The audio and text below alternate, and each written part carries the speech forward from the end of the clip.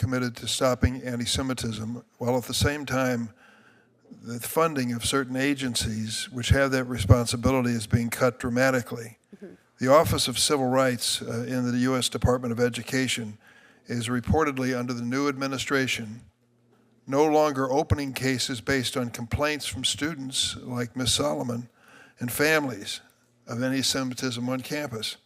Instead, they're focusing on so-called directed investigations ordered by the new administration.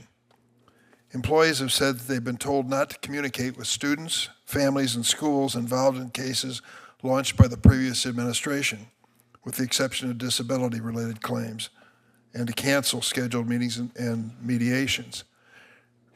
The funding of this Office of Civil Rights is critical, and it's not been adequately funded for a long time, despite opening a number of Title VI investigations about anti-Semitism since the October 7th, 2023 terrorist attack in Israel. So it comes down to this.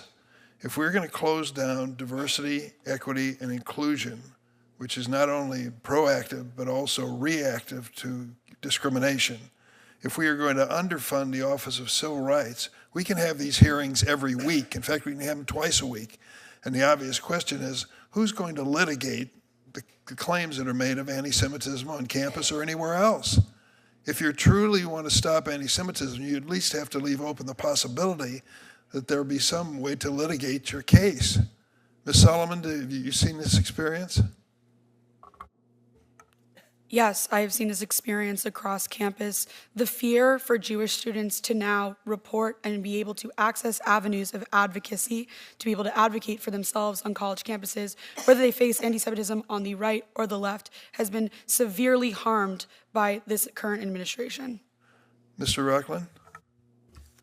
I couldn't agree with Ms. Solomon more. The data shows as of last year, before the new administration had decided to stop funding and starting to investigate whether or not the Department of Education should exist, there was a 50-to-1 caseload in terms of 50 cases per one investigator at OCR.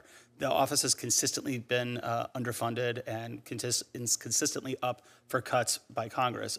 One of the things that I have been talking about and pushing more than anything else is this was a bill last Congress called the Showing Up for Students Act that was introduced by your colleague, Mr. Casey, and Mr. Goldman on the House side. And all this would do would be to increase the amount of money to go to OCR so that they can adequately have the funding to continue these investigations.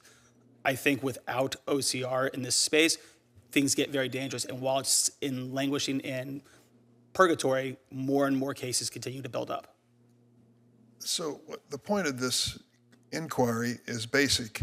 If we all agree on the premise that anti-Semitism should be stopped, where do you go to stop it?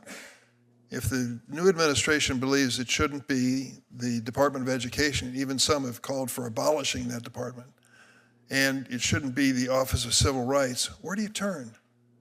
You can't have it both ways. You can't declare that this is wrong and we need to stop it, we need to give due process and a day in court to those who are aggrieved, and then shut down on your funding and your philosophy the venues that are important for this to happen. That to me just seems so obvious. I can't follow the thinking on that. So I hope that we can resolve that. Let me yield at this point because I have to go vote to Senator Lee. Thank you. Thank you very much. Thanks to each of you for being here.